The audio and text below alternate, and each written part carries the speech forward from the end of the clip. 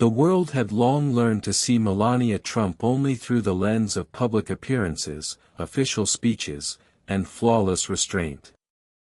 She was the one who never argued, never complained, never made things personal. That was her strength and her prison. When an invitation arrived to appear on the widely watched evening show, Conversations with Elizabeth Hart, Melania hesitated. This wasn't the usual light-hearted talk about charity work and fashion. Elizabeth Hart was known for cutting deep. She asked the questions people weren't prepared for, but always with empathy. The note included with the invitation read only one line: "We'd like to talk about what you've never spoken of." Melania froze. Days later, she sat beneath the glowing lights of the studio. Cameras gleamed. The audience held their breath. Everyone expected the usual, some nostalgia, some elegance, maybe a soft political reflection. But from the very first question, it was clear this would be different. "Melania," Elizabeth began gently, though her tone held a gravity that hinted at something much deeper. "You've seen so much. And you've stayed silent through most of it. But some truths, they don't stay buried." Melania looked straight into her eyes. She didn't blink. She didn't flinch. "Recently, we received a letter," Elizabeth continued. "From someone who claims they saw you when you were a little girl.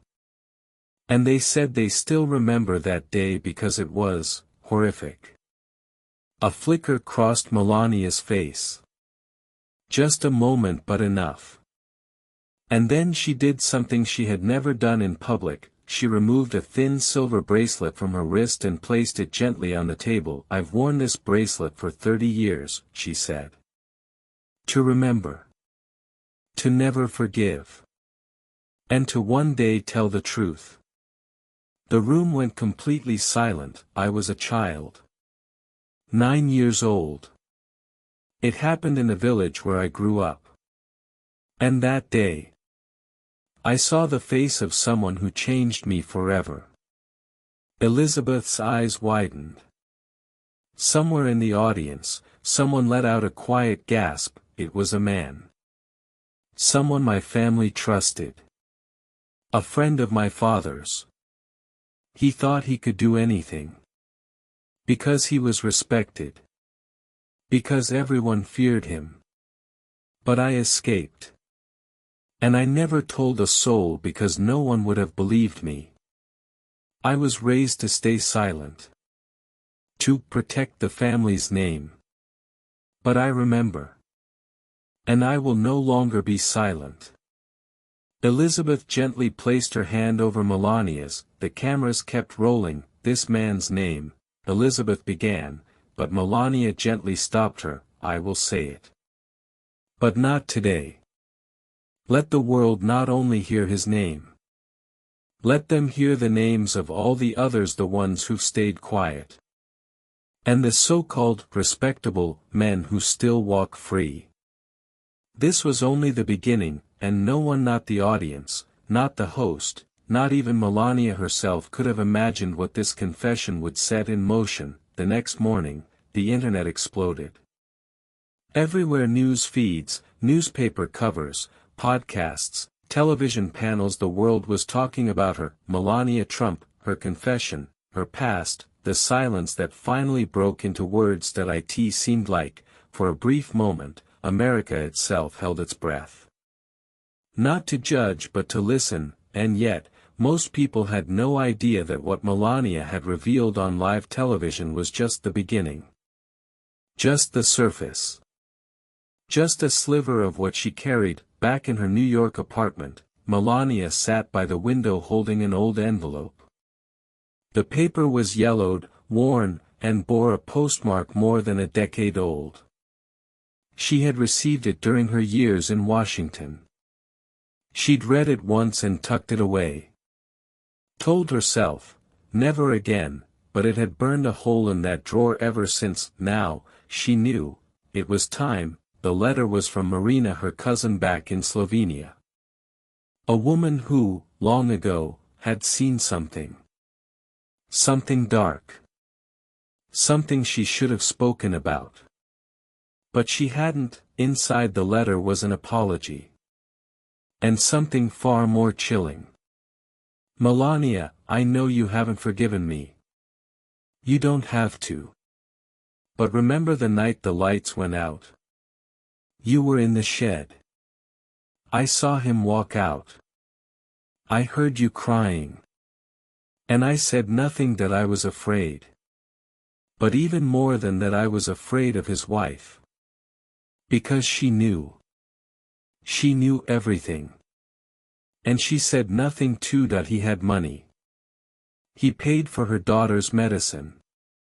So she protected him. You weren't the first. But you were the last. Because you ran. Melania crumpled the letter in her hand but didn't throw it away. She stood up and walked to a cabinet in the corner. Among souvenirs and keepsakes sat an old photo album. As she flipped through the pages, faces passed by: childhood friends, smiling relatives, old houses. But the smiles looked wrong now. All of them. She stopped on one photo: Easter, 1989. Her father. Her mother. Herself. And him, the man. Tall, in a suit. Standing beside his wife with a thin smile that now felt sinister. That it had been staged to look like family. But that day had changed everything. After the broadcast, letters poured in. Thousands. Some filled with gratitude. Some with fear. Some with a simple plea: please speak again. We're listening now. One message stood out: an anonymous email: I know who else was in the house that night. If you want the truth, meet me in Ljubljana. Tivoli Park. Wednesday. 3 p.m. She stared at it for a long time. It could be a trap. A cruel joke. Or something worse, but deeper than fear. Something else stirred in her: responsibility. On the day of her flight, Melania traveled alone. No security. No cameras. No staff. Just her. On the plane, she held the silver bracelet, the same one she'd removed during the interview.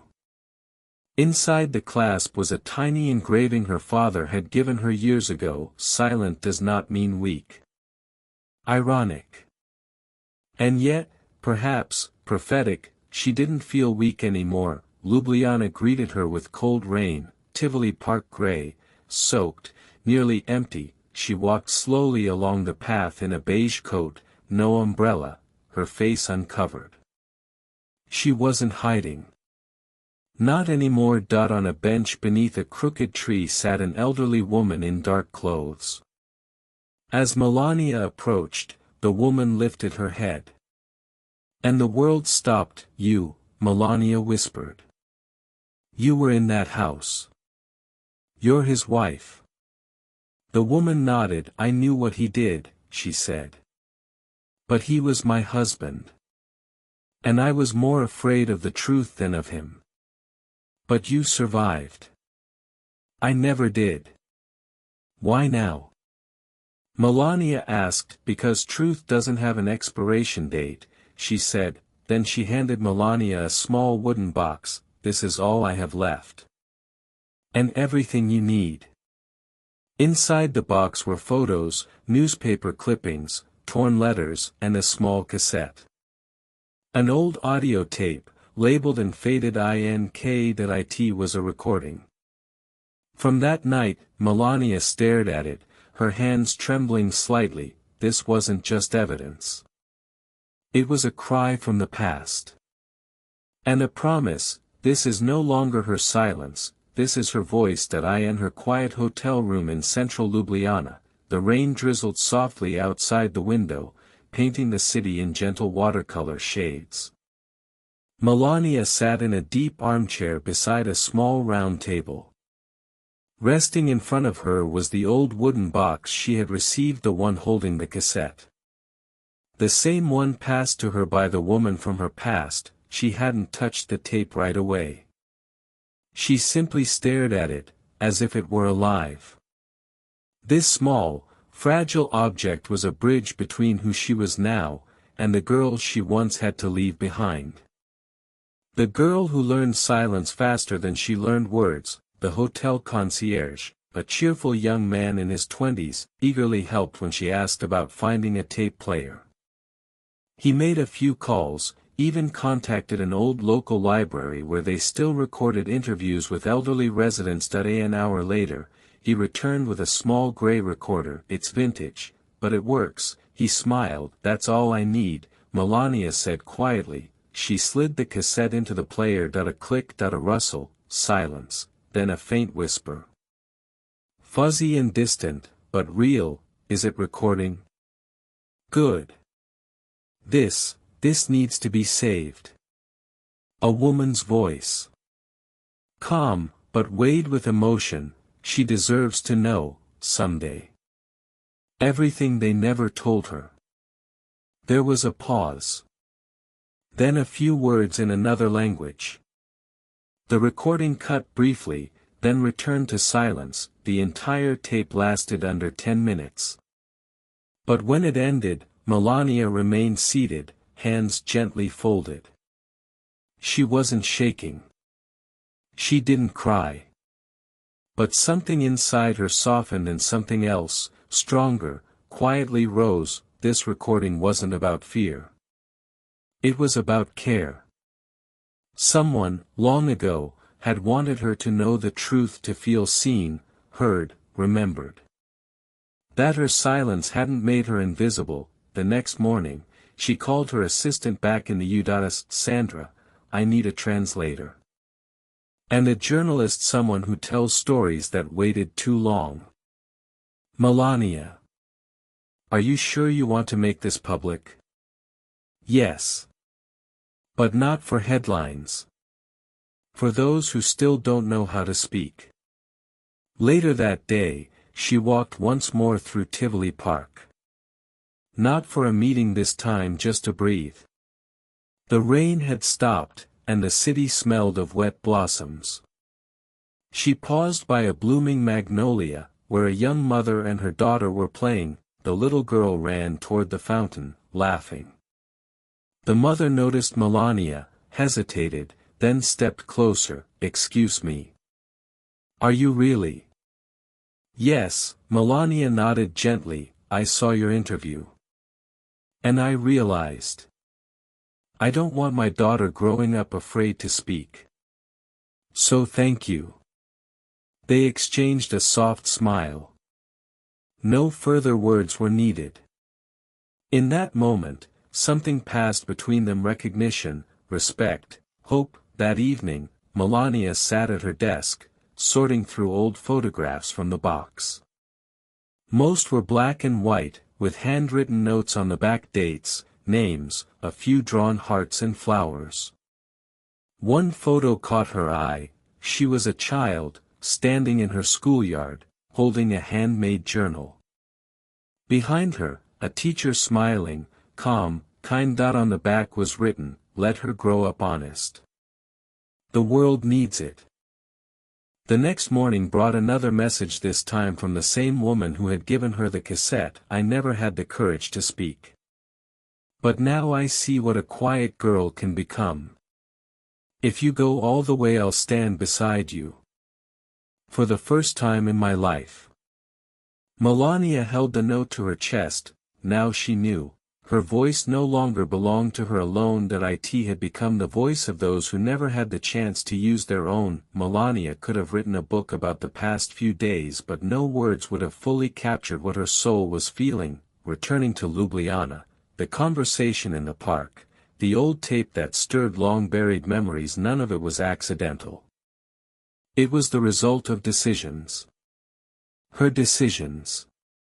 And for the first time in many years, she felt that she wasn't being carried by the current. She was steering her own course. The media didn't rush to scandalize the story. Instead, something much deeper began to unfold, stories of empathy, of connection, of quiet courage.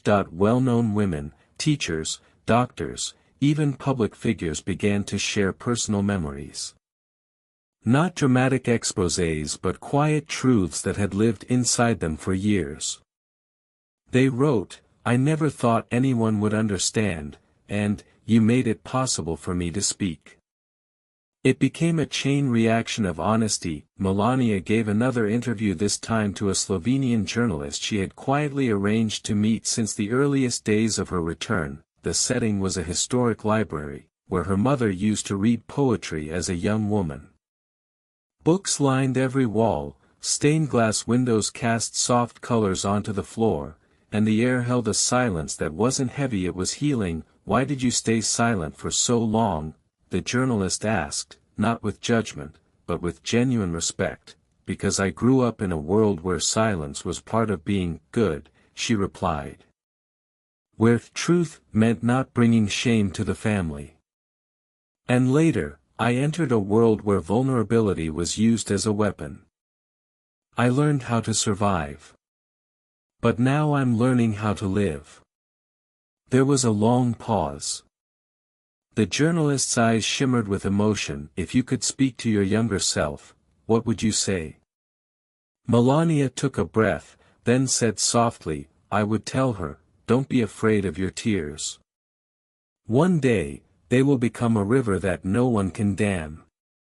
The next day, she was invited to the Slovenian parliament not to deliver a speech, but to participate in a roundtable with educators, psychologists, and social workers. There was no politics. Just real conversations about silence. About how it forms in children. About how to teach them to speak, even when their voice shakes. Melania sat among them, no security, no grand speech, no perfect dress, just a simple white blouse. And when it was her turn to speak, she said only this, "I'm not an expert. I'm a product of silence. But if my voice can become someone else's beginning, then I will keep speaking." After the event, a young man approached her. A university student. He held a small notebook in his hands. "I heard you speak from New York. I didn't have the courage to write then. But now, may I read you something?" He opened to a page and began to read a short poem, handwritten, trembling slightly. It was about fear that doesn't protect, but suffocates. About hope that hides under blankets. And about a woman who appeared on a screen and made truth feel possible. Melania placed her hand over her heart and nodded. "Thank you," she said. "You've already created a new story." That evening, back at the hotel, the concierge handed her a small envelope left anonymously at the front desk. Inside was a single card with a quote, "When one person speaks, it is a voice. When others listen, it becomes a chorus." And a signature, "We're with you." She held the card for a long moment, then placed it inside the same wooden box where she had begun to collect small things that now meant everything. Late that night, she opened the window. The rain had stopped. The city glowed with warm lights. Somewhere far off, street musicians played a soft melody.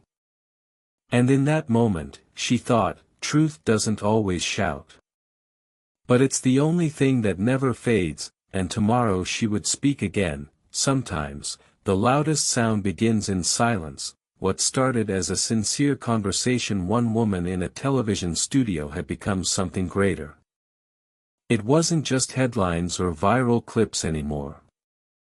It was a wave of confession, rolling across Europe, then America, and quietly into corners of the world where voices had long been buried. But this wasn't a media frenzy. This was a movement. Journalists from every continent reached out. But Melania wasn't rushing to give more interviews. Instead, she focused on something far more personal, something that had begun to take shape in her heart. She wanted to build a space, a real, tangible, safe space, for those who still didn't know how to speak, and so, her vision became reality, the voice of the quiet, a platform, both digital and physical. Not a typical charity, but a home. A place where anyone could leave a story anonymously, talk to a professional, read someone else's words and realize the most important truth: they were not alone. Melania worked personally on the platform's welcome message. She chose to write it by hand, sitting in a quiet university library where her mother once studied. She surrounded herself with stillness and shelves full of stories that had waited, like hers, to be read. After several pages of notes and half-starts, she wrote *, silence does not make you weak. It protects you when the world is not ready to hear. But now the world is listening. If you have had to hide your words, I understand, and if one day you want to speak, this space will be waiting. Remember, truth does not need to be loud. It needs to be honest. *, the stories poured in. Some were typed in other languages, some written in single trembling lines, others painted as illustrations or sent as poems. But each one was a thread in a much larger fabric. One letter stood out to Melania. She read it alone in the early hours of morning. I live in a small town. All I have is a mailbox and a journal. But after hearing your story, I wrote to my mother for the first time in years. I don't know what will come of it. But for the first time, I am not afraid. She pressed the page to her chest. Her life had changed. She no longer appeared on magazine covers. No more red carpets or summit stages, but something else happened. People started coming to her in a different way, in a real way. They sent letters, drawings, memories. One day, an elderly man from Japan mailed her a hand-folded origami crane, for the courage of the heart. But with rising impact came new resistance. A political analyst appeared on a talk show and scoffed, "This is a carefully crafted PR maneuver, designed for sympathy. Melania isn't a survivor. She's a strategist." It didn't hurt her, but it saddened her. Not for herself, but for the others. The ones who might read those words and decide, once again, to hide. So she gathered a small circle of women, those who had first come forward through her platform, and told them, "They may question me, but they've already heard you. And no one will make us ashamed of what we've survived in silence." One day, an unexpected invitation arrived from Paris. A newly established cultural forum was launching, themed around the language that heals. They didn't invite her as a celebrity.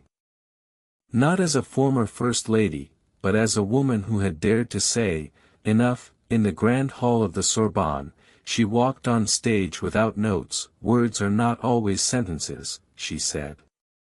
"Sometimes they are a look, a touch, a presence. I believe silence can be graceful. But truth is what gives our past meaning, and if my story made you remember your own, it's not coincidence. It's a meeting." After her talk, a girl approached. She didn't speak English, only came with a translator and held an old black and white photograph. The translator spoke gently, "She has no voice. She's a mute artist. But this photo is from her childhood. Her mother painted you on the wall of their home. As a symbol."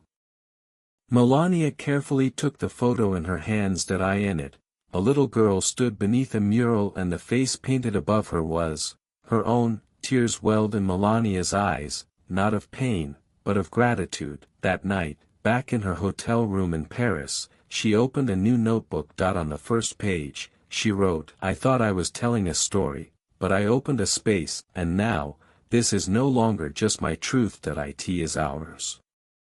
The world kept turning, just as it always had. Politicians changed seats. Headlines shifted from one crisis to another. But the story Melania told did not disappear. because it wasn't just a story that it was a small light lit in a room that had lived too long in the dark, and now, that light could not be put out. Her platform, the voice of the quiet, was growing every day. It was now used in 42 countries. Local support centers were opening.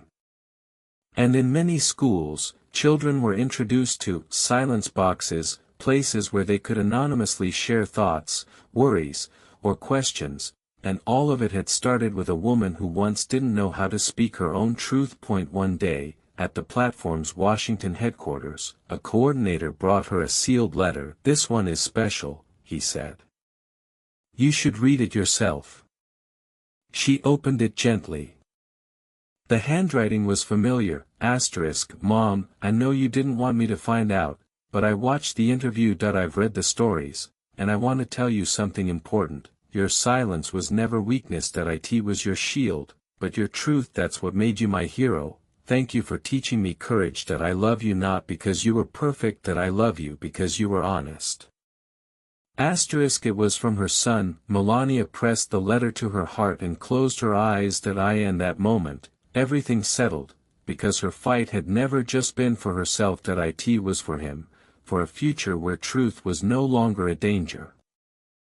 Not long after, she received an invitation to speak at a global summit, the voice of change, not as a celebrity.